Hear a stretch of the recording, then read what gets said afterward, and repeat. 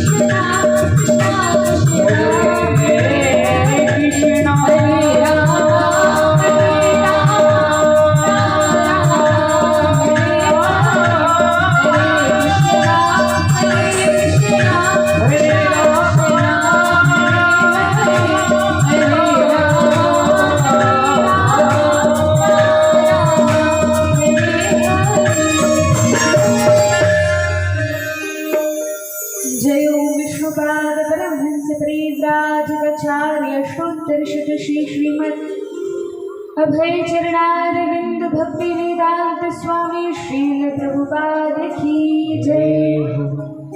जय ओम विष्णुपाद परमहंस परिव्राजकाचार्य षोडशत श्री श्रीमद भक्ति सिद्धांत सरस्वती गोस्वामी श्रील प्रभुपाद ठाकुर की जय। अनंत कोटि वैष्णव वृंद की जय। नामाचार्य श्रील हरिदास ठाकुर की जय। जय श्री कृष्ण चैतन्य प्रभु नित्यानंद श्री अद्वैत गदाधर श्रीवासादि गौर भक्त वृंद की जय। श्री श्री राधा कृष्ण गोप गोपीनाथ श्याम कुंड राधा कुंड गिरी गोवर्धन की जय। श्री वृंदावन मथुरा धाम की जय। नवद्वीप मायापुर धाम की जय। द्वारिकापुरी जगन्नाथपुरी धाम की जय। श्री अयोध्या मिथिला धाम की जय। गंगा यमुना मैया की जय। भक्ति देवी श्री तुलसी महारानी की जय। श्री श्रीमद् रामचरितमानस की जय। जय जय श्री राधे श्याम जय जय श्री सीताराम निताय गौर प्रेमानंदे हरि हरि बोल। अनंत कोटि ब्रह्मांड नायक सर्वेश्वर परात् पर ब्रह्म असंख्य दिव्यानन गुण गण निलय निखिल हेय प्रत्यनीक भक्तवांछा कल्पतरु भक्तवत्सल शरणागत वत्सल श्री श्री जानकी राघव जी के चरण कमलों का ध्यान करते हुए हम सभी सप्तम दिवस की इस कथा में प्रवेश करते हैं।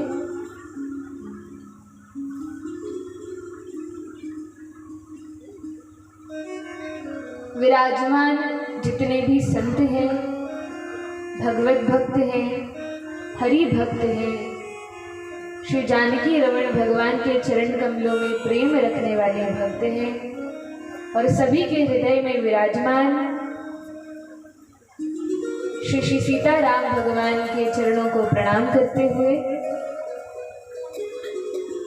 आज के सुंदर प्रसंगों में हम प्रवेश कर रहे हैं।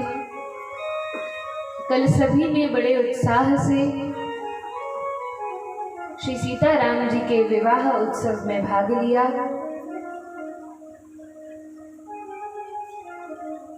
वर्णन आता है हम जो भी कार्य करते हैं उसके हमें अलग अलग परिणाम मिलते हैं और भगवान जब हम सभी को जीवात्माओं को इस संसार में भेजते हैं तो बिना किसी उद्देश्य के यहाँ पर हमारा जन्म नहीं होता। बिना लक्ष्य के हम इस संसार में नहीं आते हैं। कुछ ना कुछ लक्ष्य लेकर इस संसार में हमारा जन्म होता है। एक बड़ी सुंदर कथा है। एक बार एक राजा था और उस राजा की 4 पत्नियां थीं। पहली पत्नी का नाम था काया, दूसरी पत्नी का नाम था कंचन, तीसरी पत्नी का नाम था कामिनी और चौथी पत्नी का नाम था करुणा। याद हो गया? हो गया। पहली पत्नी का नाम था काया, कंचन, कामिनी, करुणा। अरे वाह, यहाँ के लोग तो बहुत चतुर हैं, बहुत समझदार हैं। एक बार सुना और याद। तो ये 4 नाम थे, ये पत्नियां थी उस राजा की। राजा अपनी पहली पत्नी, कौन थी पहली पत्नी? काया। पहली पत्नी काया से बहुत अधिक प्रेम करता था। सबसे अधिक प्रेम अपनी पहली पत्नी काया से ही करता था। इतना प्रेम करता था, इतना प्रेम करता था, एक क्षण के लिए भी काया को स्वयं से दूर कभी नहीं करता था। दूसरी पत्नी थी, उसका नाम था कंचन। पहले से सुना है क्या? पहले से रटी है कथा? नहीं। तो दूसरी पत्नी का नाम था कंचन। कंचन से भी बहुत अधिक प्रेम करता था, लेकिन इतना नहीं जितना काया से किया करता था। फिर भी इतना प्रेम करता था। अब इतनी सुंदर थी कंचन कि उसको भय था कहीं किसी और पुरुष ने देख लिया तो उठाकर ना ले जाए, चोरी ना कर ले, अपहरण ना कर ले, जैसे रावण ने किया था। तो उसको छुपा कर अपने महल में रखता था, कहीं बाहर नहीं निकलने देता था। सुबह उठते ही सबसे पहले कंचन को देखता था, तभी कोई दूसरा कार्य करता था। तो बड़ा प्रेम करता था, लेकिन केवल महल के भीतर रखता था। तीसरी पत्नी का नाम था कामिनी। कामिनी से भी प्रेम करता था, लेकिन उतना नहीं जितना काया और कंचन से किया करता था। कामिनी से भी प्रेम था, उसके साथ घूमने फिरने जाता, विहार करने जाता, मौज मस्ती करने जाता। और चौथी पत्नी का नाम था करुणा। करुणा की ओर तो कभी देखता भी नहीं था, उससे कभी बात भी नहीं करता था, कभी उसके कक्ष में भी नहीं जाता था और बिल्कुल प्रेम नहीं करता था। किससे प्रेम नहीं करता था? करुणा से। करुणा से बिल्कुल प्रेम नहीं करता था। अब पूरा जीवन राजा का निकल गया। किसमें निकल गया? तो कहा ऐश्वर्यों का, भोगों का भोग करने में, इस प्रकार से मौज मस्ती करने में, राजमहल के ऐश्वर्यों को भोग करने में राजा का पूरा जीवन निकल गया और राजा बूढ़ा हो गया। जब राजा वृद्ध हुआ तो एक दिन उसके सीने में दर्द होने लगा, कष्ट होने लगा, और तब उसको यमदूतों के दर्शन होने लगे। तभी राजा को अपनी पहली पत्नी याद आई। गीता में भगवान कहते हैं, यम यम वापी स्मरन भावम त्यजत्यन्ते कलेवरम तम तमे वैति कौन्तेय सदा तद्भाव भावितः। भगवान कहते हैं कि अंत समय में व्यक्ति जिस भाव का स्मरण करते हुए शरीर का त्याग करता है, अगला जीवन उसको उसी योनि में प्राप्त होता है। जैसे जो पुरुष है, यदि स्त्रियों में उसकी बहुत बुद्धि है, अपनी पत्नी को, बच्चों को बहुत प्रेम करता है, तो अगला जन्म उसको स्त्री शरीर में मिलेगा। यदि स्त्री मरते समय पुरुष का ध्यान करके मरती है तो अगला जन्म उसको पुरुष शरीर में मिलेगा। यदि मृत्यु के समय किसी के मन में आ रहा है, अरे बहुत भोग किया लेकिन अब इच्छा है थोड़ा मांसाहार कर लेते, कुछ लोगों की ऐसी इच्छा होती है, बड़ा प्रिय होता है, तो मृत्यु के समय यदि वो मांस मच्छी याद आ गई तो उन्हीं की योनि में हमें जन्म लेना पड़ेगा। या बहुत आलस्य से भरे हैं तो भगवान बंदर भालुओं के शरीर में डाल देते हैं। इस प्रकार से जैसा भाव रहता है उस प्रकार का शरीर व्यक्ति को प्राप्त हो जाता है। तो यम यम वापी स्मरण भावम। लेकिन एक और बात है, यदि मृत्यु के समय में भौतिक वस्तुओं का, भौतिक लोगों का स्मरण रहेगा तो भगवान इसी संसार सागर में कर्मों के अनुसार अलग अलग योनियों में डाल देंगे। लेकिन यदि भगवान का स्मरण होगा तो क्या होगा? तब क्या होगा? यदि भगवान का स्मरण होगा अंत समय में तो भगवान अपने ही धाम बुला लेंगे, संसार चक्र से पीछा छुड़ा देंगे। भगवान कहते हैं, अंत काले च मामेव स्मरन् मुक्त्वा कलेवरम यह प्रयाति समद्भावम याति नास्त्यत्र संशयः। मृत्यु के समय यदि कोई व्यक्ति मेरा स्मरण करे तो इसमें रंच मात्र भी संदेह नहीं है, चाहे जैसा वो हो लेकिन मेरे ही धाम आएगा, इस संसार के बंधन से मुक्त हो जाएगा। और भगवान का धाम कैसा है? तो कहा भगवान का धाम ऐसा है कि यद गत्वा न निवर्तन्ते तद धाम परमं मम। जहाँ जाकर इस भौतिक संसार में, इस जेल रूपी संसार में लौटकर नहीं आना पड़ता। इस संसार का नाम क्या है? प्रथम दिन बताया था ना, क्या कहते हैं संसार को? हाँ, इस संसार को दुखालय कहा जाता है। तो इस दुखालय में लौटकर नहीं आना पड़ता, लेकिन भगवान के सच्चिदानंद धाम में उन्हीं भगवान के साथ, उनके परिकरों के साथ लीला करते हुए हम भगवान के ही धाम में रह जाते हैं। तो इस प्रकार से वर्णन है। अच्छा, अब ये राजा के सामने आ गए तीन यमदूत सामने आ गए। और जैसे यमदूत आए तो राजा बड़ा घबरा गया और सबसे अधिक प्रेम जिससे होता है उसकी याद आती है। तो राजा को किसकी याद आई? काया की याद आई। राजा ने पुकारा, अरे काया, मुझे लगता है मेरे मरने का समय आ गया, तनिक तुम मेरे पास तो आओ। काया दौड़ती दौड़ती आई, पास ही रहती थी फिर भी। काया ने कहा, महाराज कहिए क्या बात है? राजा ने कहा, काया मुझे ऐसा लगता है कि अब मेरा मृत्यु का समय आ गया है। काया, मुझे मरने से भय नहीं है, लेकिन तुम मेरे साथ चलोगी ना? काया ने कहा, महाराज देखिए, आपके जाने के बाद मैं सती हो जाऊंगी, लेकिन आपके साथ तो नहीं जा सकती। क्या साथ जा सकता है कोई? कहा नहीं जा सकती। राजा को बड़ा बुरा लगा, रोने लगा, बिलखने लगा, अरे मैंने अपना पूरा जीवन तुम्हें संतुष्ट करने में, तुम्हें प्रसन्न करने में, तुम्हें कपड़े लत्ते खाना पीना सब देने में निकाल दिया, और जब अंत समय आया, जब मुझे तुम्हारी आवश्यकता पड़ी, तो तुम कहती हो महाराज मैं आपके साथ नहीं जाऊंगी। कोई बात नहीं। अब दूसरी रानी को बुलाया। कौन है? कंचन। कंचन को बुलाकर कहा कि अरे कंचन, तुमसे तो मैं इतना प्रेम करता था, कभी किसी को देखने भी नहीं देता था, संभाल कर रखता था, बड़ा प्रेम किया, तुम तो मेरे साथ चलोगी ना? कंचन ने कहा, महाराज आपके जाने के बाद मैं अपना जीवन थोड़ी ना बर्बाद करूंगी, मैं किसी और से विवाह कर लूंगी, लेकिन आपके साथ नहीं जाऊंगी।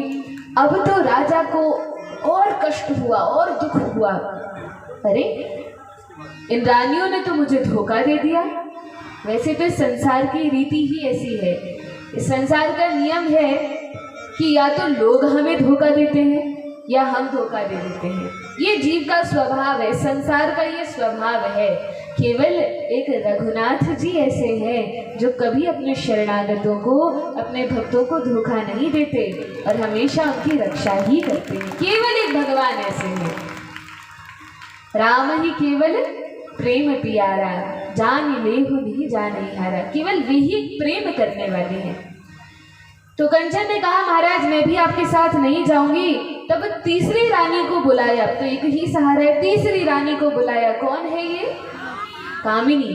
कामिनी को बुलाकर कहा कि अरे कामिनी, तुम्हारे साथ तो मैं घूमने फिरने जाता था, तुम्हें घुमाने ले जाता था और खूब भोग सब तुम्हें सामान दिलाता था, तुम तो मेरे साथ चलोगी? कामिनी ने कहा, महाराज मैं अधिक से अधिक विश्राम घाट तक आपके साथ चली जाऊंगी, लेकिन उसके बाद मेरा और भी तो घर परिवार है, मेरे बच्चे हैं, सास ससुर हैं, माता पिता हैं, उन सबको छोड़कर कैसे आपके साथ जाऊंगी? मैं आपके साथ नहीं जा सकती। तब तो राजा बिलख बिलख कर रोने लगा। सोचा किसी ने मेरा साथ नहीं दिया, पूरा जीवन इन तीन रानियों में बर्बाद कर दिया, लेकिन अब अंत समय में कोई मेरे काम नहीं आती। तब चौथी रानी करुणा दौड़ती हुई आई और कहा, महाराज आप मुझे भूल गए हैं क्या? मैं भी तो आपकी पत्नी हूँ, मुझे भी तो याद कर लिया होता। तब राजा रोने लगा और रोते रोते कहता है, अरे तुमसे किस मुख से कहूँ, इन तीन रानियों को जीवन भर प्रेम किया, लेकिन ये मेरे काम नहीं आई, तो तुम्हें तो मैंने कभी पूछा ही नहीं है, तुम क्यों मेरे साथ चलोगी? करुणा ने कहा, महाराज आप मुझसे प्रेम नहीं करते थे, लेकिन मैं तो आपसे प्रेम करती थी, मैं आपका साथ नहीं छोड़ूंगी और आपके साथ अवश्य जाऊंगी। अच्छा, अब ये बताइए कि कौन कौन जानता है उस राजा का नाम क्या था? किसी को पता है कौन है वो राजा? किसको पता है? हाथ उठाइए। कौन है वो राजा? हाँ, वह राजा आप हम सभी हैं। और हम सबकी जितनी माताएं बैठी हैं, इन सबकी भी 4-4 पत्नियां हैं। कौन है? तो कहा पहली पत्नी है काया। काया कौन है? काया हमारा शरीर है। इस शरीर को हम बहुत प्रेम करते हैं। वास्तव में ये शरीर हम नहीं है, ये शरीर कुछ समय के लिए हमें दिया गया है। मरने के समय तो ये छूट जाता है, हम कहीं और चले जाते हैं किसी दूसरे शरीर में। तो ये शरीर हम नहीं है।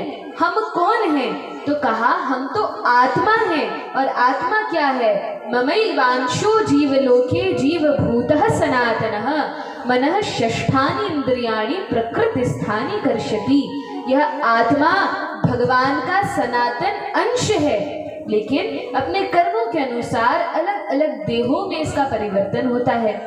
अभी हमें ये शरीर मिला है, लेकिन हमारी बुद्धि ऐसी है, मन इतना चंचल है कि मन हमें यह समझा देता है कि ये शरीर ही हम हैं। और इससे हम इतना प्रेम करते हैं, इतना प्रेम करते हैं, रोज सुबह के सजाते धजाते हैं, आईने में स्वयं को निहारते हैं, देखते रहते हैं और समझते हैं ये शरीर ही हम हैं। लेकिन ये हम नहीं है और न ये शरीर हमारा है, क्योंकि हमारी वस्तु कैसे हो सकती है? तो भगवान ने हमें दिया है कुछ समय के लिए, और मरते समय ये शरीर हमारे साथ नहीं जाता, ये सती हो जाती है, अर्थात ये शरीर जल जाता है, लेकिन हमारे साथ जाता नहीं है। तब कहा हमारी दूसरी रानी है कंचन। कंचन क्या है? कहा ये कंचन हमारे रिश्ते नातेदार हैं, संबंधी हैं, मित्र हैं, हमारे जो आस पड़ोसी हैं, माता पिता हैं, भाई बहन हैं, पुत्र पौत्र हैं, ये सभी कंचन। यह तो कामिनी है। और कंचन क्या है? तो कहा जो हमारी धन दौलत है ये कंचन है। हम रोज सुबह उठकर अपने धन को तिजोरी में खोल खोल कर देखते हैं, अरे मेरे पास इतना धन है, इतना सोना, इतना चांदी है, हम देखते हैं। तो यह क्या है? ये कंचन है। लेकिन जब हम मर जाते हैं तो ये सोना चांदी जमीन जायदाद ये कुछ भी हमारे साथ नहीं जाता, ये किसी और का हो जाता है। हमारे मरते ही जो हमारा धन दौलत है वह किसी और की हो जाती है, लेकिन हमारे काम मृत्यु के समय तो हमारे काम नहीं आती। तब कहा तीसरी रानी है कामिनी। ये है हमारे रिश्ते नातेदार संबंधी मित्र। विश्राम घाट तक तो सब साथ में जाते हैं, राम नाम सत्य बोलते बोलते सब जाते हैं, लेकिन उसके बाद सब भूल जाते हैं और अपने अपने घर परिवार में व्यस्त हो जाते हैं। लेकिन चौथी रानी है करुणा। और ये करुणा कौन है? तो कहा ये करुणा साक्षात श्री रघुनाथ जी हैं, जिनको हम जीवन भर पूछते नहीं हैं, कभी उनकी शरण में नहीं जाते, कभी उनका नाम नहीं लेते, कभी उनका स्मरण नहीं करते, उनकी कथा में रुचि नहीं दिखाते, लेकिन अंत समय में वे रघुनाथ जी ही हैं जो हमारे काम आते हैं। और मरने के पहले भी मरने के बाद भी हम चाहे कितनी ही बार जन्म लें, हमारा मरण हो, अलग अलग शरीरों में जाएं, सब छोड़ देते हैं, लेकिन रघुनाथ जी हर जन्म में हमारे हृदय में विराजमान होते हैं। एक क्षण के लिए भी जीवात्मा को अकेला नहीं छोड़ते। हम जब माता के गर्भ में होते हैं, 9 महीना माता के पेट में होते हैं, उल्टे लटके रहते हैं, उस समय भी भगवान हमारे साथ होते हैं। और जीव तब बहुत पछताता है कि मैंने कई जन्म इस प्रकार से लिए हैं, अब फिर मैं माता के गर्भ में आ गया हूँ। बहुत दुख है इस संसार में, गर्भ में भी बड़ा कष्ट है। मरना और जन्म लेना ये दोनों ही कार्य बड़े कष्ट के हैं। उस समय जीव इतना अधिक कष्ट में होता है कि भगवान से प्रार्थना करता है, भगवान एक बार इस गर्भ से मुझे निकाल तो दीजिए, निकलते ही आपके भजन में लग जाऊंगा, निकलते ही भक्ति में लग जाऊंगा, सारी मोह माया छोड़ दूंगा, सब भूल जाऊंगा, केवल आपका भजन करूंगा। लेकिन जैसे ही निकलता है भगवान की माया ऐसा झपट लेती है, घर परिवार खेल खिलौनों में जीव ऐसा अनुरक्त हो जाता है कि वचन दिया था केवल आपका भजन करूंगा, बाकी सब छोड़ दूंगा, और जन्म लेते भगवान को छोड़ देता है, बाकी सब काम करता है। तो भगवान की माया ऐसी है। लेकिन भक्त तो भगवान से प्रार्थना करते हैं कि हे राम जी, आप मुझ पर कृपा कीजिए, हे नाथ आप ऐसी कृपा कीजिए कि मैं आपको कभी भूलूं नहीं और आप मुझे कभी ना भूलें। हे नाथ आप मुझे कभी ना बिसारें, आप ही मुझ पर कृपा करें कि मैं आपको याद करता रहूं। अलग अलग माध्यम से आप ही मेरे जीवन में आए और हे दीन बंधु, हे दीनानाथ मुझ पर कृपा करें। हे राम जी सुध लीजिए हमारी, हे दीन बंधु अवध बिहारी।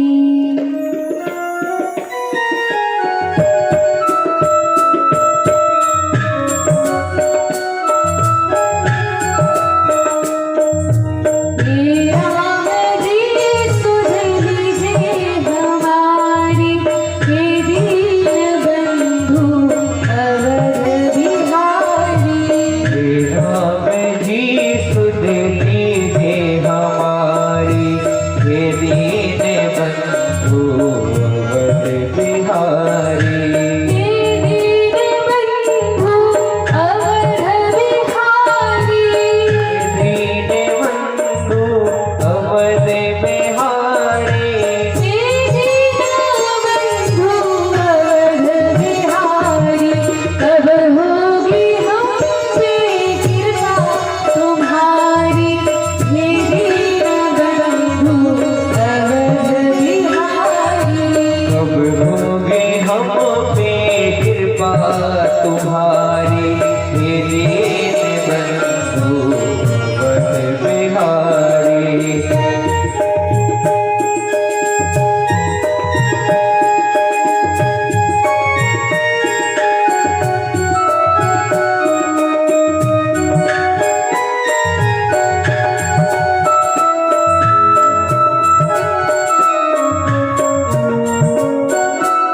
रघुनाथ जी के बिना इस संसार में कोई भी हमारा नहीं है, केवल एक भगवान ही है जो हमारे अपने हैं। बिन आपके नहीं कोई हमारा, बिन आपके नहीं कोई हमारा। हमें आपका ही है सहारा। हमें आपका ही है सहारा। क्षमा करो भई जो चूक भारी, हे दीन बंधु अवध बिहारी। क्षमा करो भई जो भूल हमारी, मेरी दीन बंधु अवध बिहारी।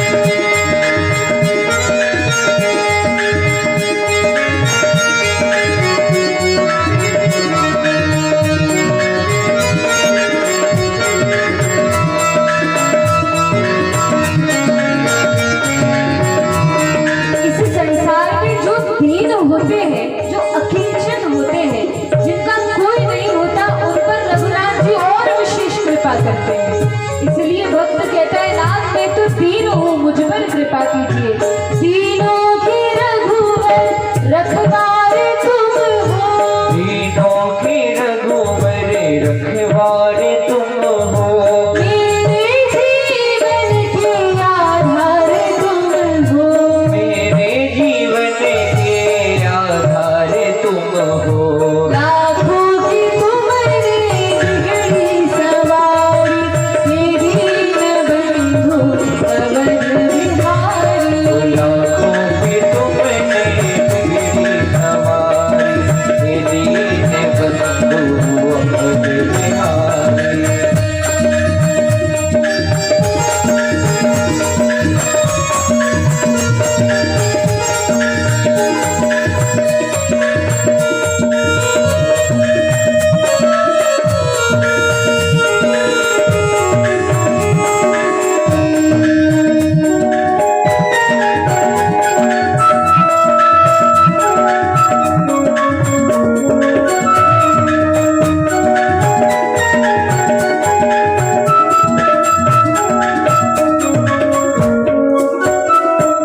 हे राम इतना उपकार कर दो, हे राम इतना उपकार कर दो, हे राम इतना उपकार कर दो, हे राम इतना उपकार कर दो।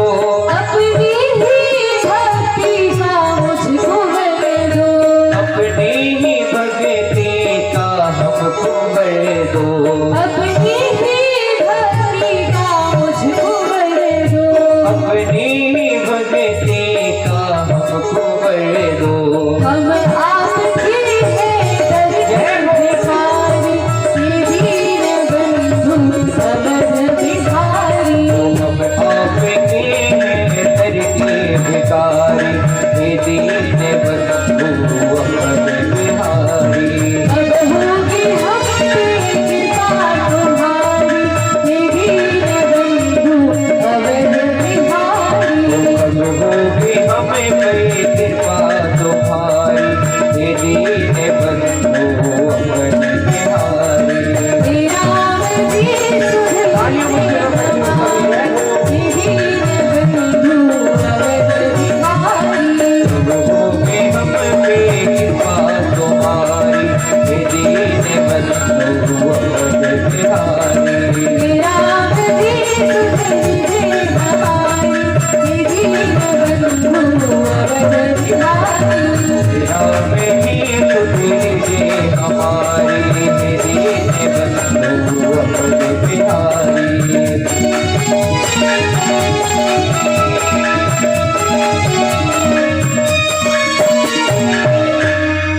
बोली सियावर रामचंद्र भगवान की जय हो।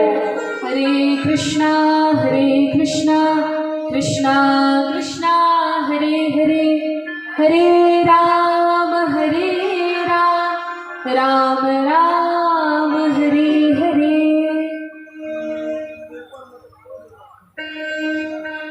इस संसार में केवल भगवान ही एक ऐसे हैं जिन पर पूर्ण विश्वास रखकर हम उनकी भक्ति कर सकते हैं, इसके अलावा कोई और नहीं है। कल हमने विवाह के प्रसंगों का वर्णन सुना। श्री रामचंद्र जी की ऐसी शोभा हो रही है, इतना सुंदर भगवान को सजाया गया है। वैसे तो भगवान स्वयं ही इतने सुंदर हैं, यदि कोई आभूषण न भी पहनाए जाए, कुछ श्रृंगार न भी करें, तो भी भगवान अपने सहज रूप में भी बड़े ही सुंदर हैं। लेकिन आज तो विवाह है, खूब सजाया गया, और भगवान जिस घोड़े पर बैठकर आ रहे हैं वह घोड़ा साक्षात कामदेव भगवान के घोड़े बन गए हैं।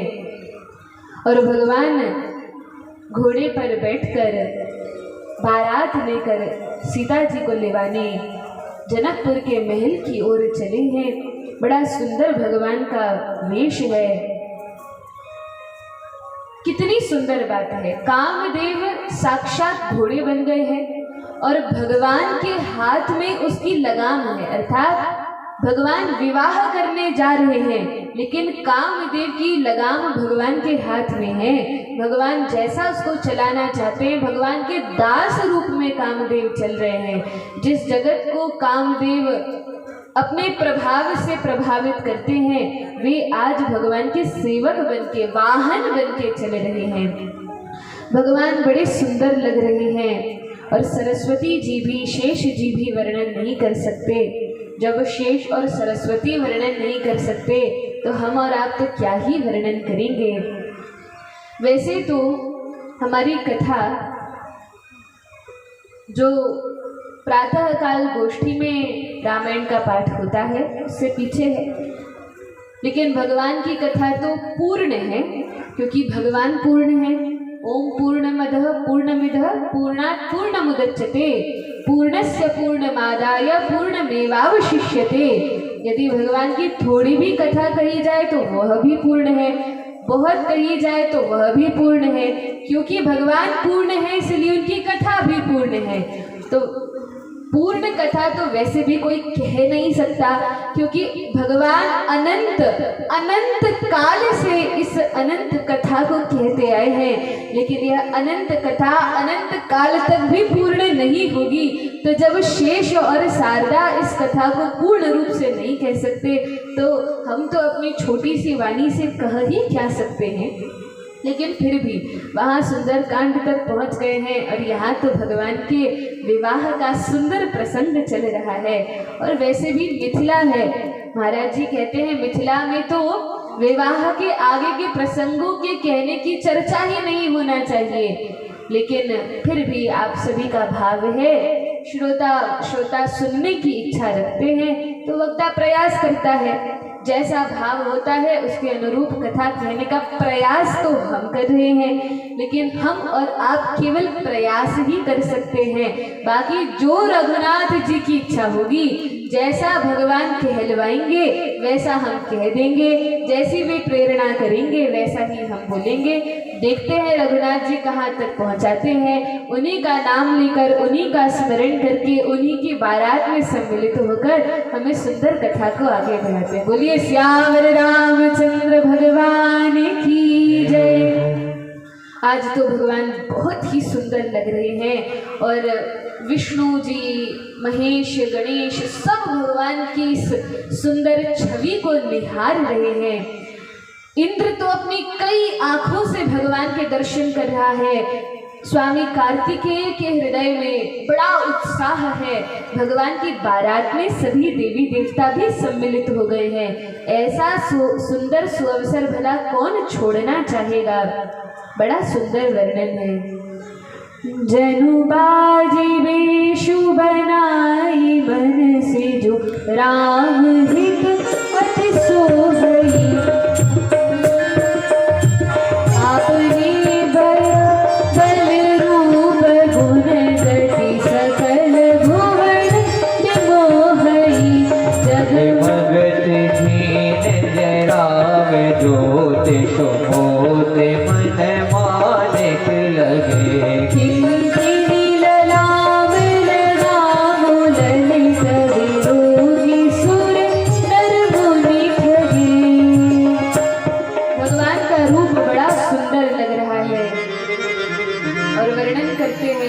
सारे देवता भी इस सभा में सम्मिलित हैं। विशेष रूप से देवराज इंद्र से सभी लोग जल रहे हैं। आज देवताओं के हृदय में भी ईर्ष्या है। कहा ईर्ष्या क्यों है? क्योंकि गौतम ऋषि ने श्राप दिया था इंद्र को कि उसके शरीर में 1000 छिद्र हो जाएं, लेकिन वे अपने हजारों आंखों से आज भगवान के दर्शन कर रहा है। मुनि का दिया हुआ श्राप आज वरदान बन गया है। इस कारण सारे देवता ईर्ष्यालु हो गए हैं। आज तो जो व्यक्ति अपनी आंखों से भगवान के दर्शन कर रहा है, एकमात्र वही भाग्यशाली है, बाकी सब दुर्भाग्यशाली हैं। बड़ा सुंदर भगवान का रूप है। और तब भगवान लेवाने गए हैं सीता जी को। जैसे ही लेने के लिए जाते हैं और सीता मैया की माता जी जब भगवान को देखती हैं तो बड़ी प्रसन्न होती हैं, बड़ा हर्ष हृदय में होता है और सभी के आंखों से आंसू झर रहे हैं। माताएं सुखी तो बहुत हैं कि रामचंद्र से विवाह हुआ है, लेकिन अब जनक किशोरी जानकी जी को लिवाने के लिए भगवान आए हैं, इसलिए सभी के आंखों से प्रेमाश्रु बह रहे हैं। नयन नीरो हटी मंगल जानी, मंगल जानी परिछन करही मुदित मन रानी। नयन नीर मंगल जानी, मंगल जानी परिछन करही मुदित मन रानी। ओ परिछय करहि मुदित मन माही। अब रामचंद्र जी आ गए हैं तो उनका पूजन करना है, लेकिन हृदय का भाव ऐसा है कि आंसू निकल रहे हैं। जैसे तैसे अपने आंसुओं को रोककर मंगल अवसर जानकर रामचंद्र जी का पूजन करती हैं। पंच शब्द की ध्वनि हुई है, शंख नगाड़े घंटियां सब बजने लगे हैं और बड़े ही भाव से मैया पूजन कर रही है। दशरथ जी मंडली सहित विराजमान है और उनका बड़ा ही वैभव है। सभी को उचित आसन देकर जितनी नारियां हैं, मिथिला की नारियां हैं, स्त्रियां हैं, वे सुनैना रानी के साथ भगवान का पूजन कर रही हैं। उपमा नहीं दी जा सकती कि भगवान इस अवसर पर कितने प्यारे लग रहे हैं, कोई कह नहीं सकता। और संबंधियों में, आपस में, अवधवासियों में और मिथिला वासियों में कितना प्रेम है, इसका बखान नहीं किया जा सकता। लहही न कटहूँ हारी ही अमानी, हारी ही अमानी इन समय ऊपर माउर रानी। लही न कटहूँ हारी ही माही, हरि माही इन समय उपमा ओरे आनी। कहि नाथ कहो हरि माही इन समय उपमा ओरे आनी। इन संबंधियों के बीच में जितना प्रेम है, सभी लोग कहते हैं ब्रह्मा जी ने जब से सृष्टि की है तब से अनेक विवाह देखे हैं, लेकिन जितना प्रेम इन अवध और मिथिला के लोगों में आज हो रहा है, ऐसा प्रेम तो आज तक कभी देखा नहीं गया है। सभी बड़े हर्षित हैं, बड़े प्रसन्न हैं। और तब सभी ऋषि मुनियों को प्रणाम किया है, उनसे आज्ञा ली है। वामदेव वहाँ पर उपस्थित हैं, विश्वामित्र जी हैं, वशिष्ठ जी हैं, शतानंद महाराज हैं, सभी लोग वहाँ पर हैं। और तब सारी सखियाँ सीता जी को लेने गई हैं। जैसे ही देखा कि गुरुवर आदेश देते हैं जाओ सीता जी को लेकर आ जाओ, तब सारी सखियाँ श्रृंगार करके अष्ट सखियों के साथ और भी कई अनेक सखियों के साथ सीता जी आते हैं। चली लाई सीता ही सखी सादर, सजी सुमंगल भामिनी नव साजे सुंदरे सब मत पूजन नामनी। चली लाई सीता ही सखी सादर, सजी सुमंगल भामिनी नव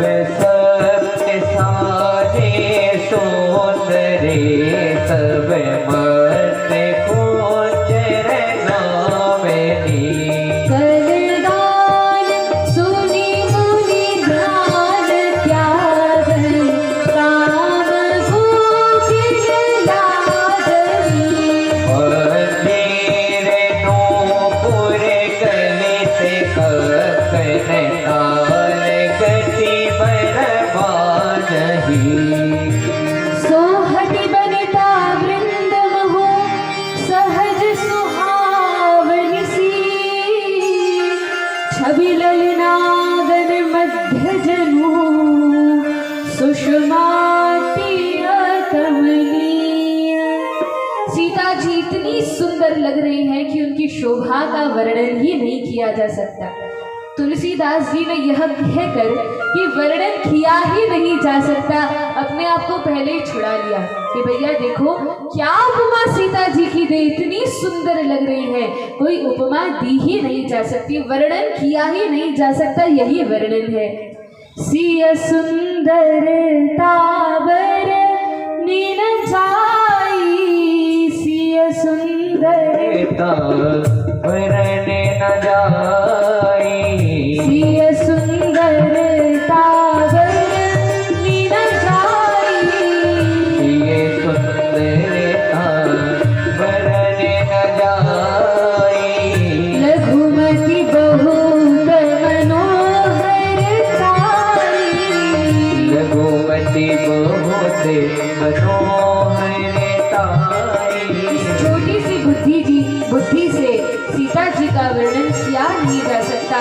मन ही मन सभी ने रघुनाथ जी की पत्नी जानकर, क्योंकि अब तो विवाह हो ही रहा है, तो रघुनाथ जी की प्रियतमा आह्लादिनी शक्ति जानकर सभी देवी देवताओं ने प्रणाम किया है, बड़ा आदर दिया है और मन में सीताराम जी की इस छवि को बसा दिया है।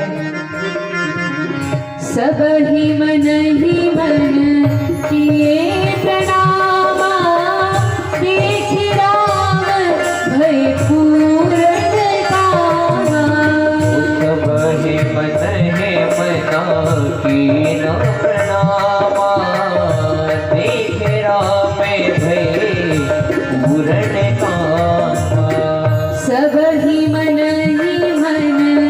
किए प्रणामा, देख राम भय पूर्ण कामा, सब ही मन मना कीन प्रणामा, देख राम भय पूर्ण कामा। हर्षे दशरथ सुतन समेता, कहीं न जाई उर आनंद पूजेता, हर्षे दशरथ सुतन समेता, कहीं न जाए उर आनंद जीता। दशरथ जी बड़े प्रसन्न हैं और मन ही मन बड़ा आह्लाद का अनुभव कर रहे हैं। आगे वर्णन आता है कि और भी रीति संपन्न करती है, तब तो अग्निदेव साक्षात प्रकट होकर सारे यज्ञ की, विवाह में जो यज्ञ है उसकी रीति संपन्न करवाते हैं और सारे देवी देवता वेद साक्षात प्रकट होकर मंत्रों का उच्चारण कर रहे हैं। अब तो ऐसी शोभा हो रही है, हर स्थान पर पवित्र सुगंधित अगरू चंदन की सुगंध आ रही है, बड़ा सुंदर मंच तैयार हुआ है और राम जी के चरण कमलों को प्रेम से जनक जी पखार रहे हैं, उनका पूजन कर रहे हैं। लागे पखारन पाय पंकज प्रेम तन पुलकावली, लागे पखारन पाय पंकज तन पुलकावली, नभ नगर गान निशान जय ध्वनि, उमगी जनु चहु दिसि चली, नभ नगर गान निशान जय ध्वनि, उमग जन चहु दिस चली। जी पद सरोज मनोज हरिओर सरस दैव विराजनी, पद सरोज मनोज अरे उर कर सदैव विराजहि, जी सकृत सुमिरन विमल कामन, सकल कलिमल भाजनी, सकृत सुमिरन विमल कामन, सकल कलिमल भाजहि। जिन चरणों की रज पाने के लिए शिव जी हमेशा ध्यान मग्न रहते हैं, हर समय प्रार्थना करते रहते हैं, जिन चरणों की रज पाकर अहिल्या तर गई, जिन चरणों का ध्यान बड़े बड़े संत मुनि महात्मा अपने हृदय में हमेशा करते रहते हैं कि एक बार बस भगवान के चरण कमलों के दर्शन हो जाएं। जनक जी का ऐसा सौभाग्य है कि अपने हाथों से भगवान के उन चरण कमलों का पूजन कर रहे हैं। जनक जी भी बड़े महान संत हैं, महाभागवत हैं। भागवत में जनक जी का नाम आता है और वर्णन आता है कि 12 महाजनों में से एक महाजन जनक जी भी हैं। कौन कौन है 12 महाजन? तो कहा स्वयंभुर नारद शंभु कुमार कपिलो मनु प्रहलादो जनको भीष्मो बलिर्वैया सकिर्वयम। तो 12 महाजनों में से जिसमें नारद जी, भगवान भोलेनाथ, कपिल देव इत्यादि हैं, उनमें से एक जनक महाराज हैं। और गीता सुनाते समय भी भगवान ने कहीं किसी का नाम नहीं लिया, लेकिन जनक जी का नाम भगवान लेते हैं और बताते हैं जनक जैसे जो सिद्ध महापुरुष हैं। अर्थात जनक जी कोई छोटे मोटे भक्त नहीं है, लेकिन महाभक्त है, महाभागवत है। तब तो भगवान की आह्लादिनी शक्ति ने जाकर जनक जी के घर को स्वीकार किया। जन्म तो पृथ्वी से हुआ, लेकिन जनक जी को पिता रूप में स्वीकार किया। बड़े भाग्य हैं इन जनक महाराज के। और तब बड़े ही श्रेष्ठ आसन पर श्री रामचंद्र को बैठाया गया। जानकी जी को भी रामचंद्र जी के ही आसन पर बैठाते हैं। कुशध्वज महाराज की भी कन्याएं हैं। जनक महाराज के छोटे भाई कुशध्वज हैं। जानकी और उर्मिला जी ये दोनों बहनें हैं। मांडवी, श्रुत कीर्ति ये बहनें हैं। और इन चारों बहनों का विवाह चारों भाइयों के साथ होता है। सभी अवधवासी, जनकपुर के वासी, मिथिला वासी बड़े प्रसन्न हैं इस विवाह को देखकर। और तब दशरथ जी ने आज्ञा मांगी है कि अब तो विवाह संपन्न हो गया है, अब हमें जाने की आज्ञा दीजिए। हम वर वधू को लेकर अवध में ले जाना चाहते हैं, अयोध्या में ले जाना चाहते हैं। लेकिन बार बार जनक जी रोक लेते हैं। कहा अब तो बहुत समय हो गया, कई दिनों से यहाँ हम जनकपुरी में हैं, अब तो माताएं भी प्रतीक्षा कर रही होंगी। तब कई दिन स्वागत सत्कार स्वीकार करने के बाद और बहुत सारे रीतियों को संपन्न करने के बाद, क्योंकि हमारे पास समय बहुत कम है और कथाएं तो बहुत विस्तृत है, इसलिए अब एकदम संक्षेप में लेते हुए हम भगवान को अयोध्यापुरी में पहुंचा देते हैं। बोलिए सियावर रामचंद्र भगवान की जय। भगवान जैसे ही अयोध्या पहुंचे हैं, अयोध्या में बड़ा भारी स्वागत हुआ है। सभी माताओं ने भगवान का खूब धूमधाम से स्वागत किया है। अयोध्या वासियों ने भगवान का स्वागत किया है। और जनक जी ने तो विदा किया। उसके बाद अयोध्या में जब पहुंचते हैं तो वर्णन आता है कि दशरथ महाराज सभी माताओं से बड़ी सुंदर बात कहते हैं। क्या कहते हैं? तो कहा दशरथ जी ने माताओं से कहा कि ये जो बहुएं हैं ये छोटी हैं, अभी बहुत छोटी हैं और पराए घर से आई हैं, इसलिए इनको अपनी बेटी के ही समान मानकर इन्हें प्रेम देना, क्योंकि यह तो जनक जी की दुलारी हैं। लेकिन जब कन्या दूसरे घर से आती है तो बहू समझकर उस पर अपना रौब नहीं जमाना चाहिए, क्रोध नहीं करना चाहिए, लेकिन अपनी बेटी के ही समान मानना चाहिए। और इसलिए दशरथ महाराज कहते हैं वधूलर कीन्ही पर घर आई,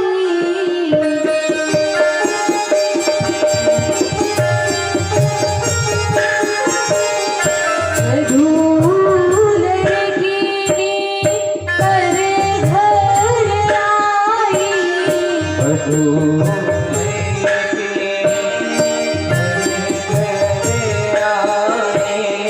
राखहु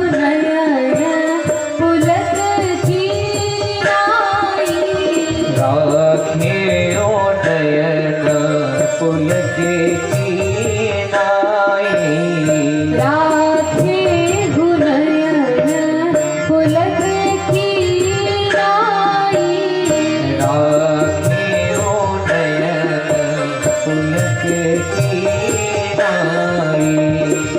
तो कहा कि बड़े प्रेम से इन चारों राजकुमारियों को रखना, इनको कोई कष्ट मत होने देना।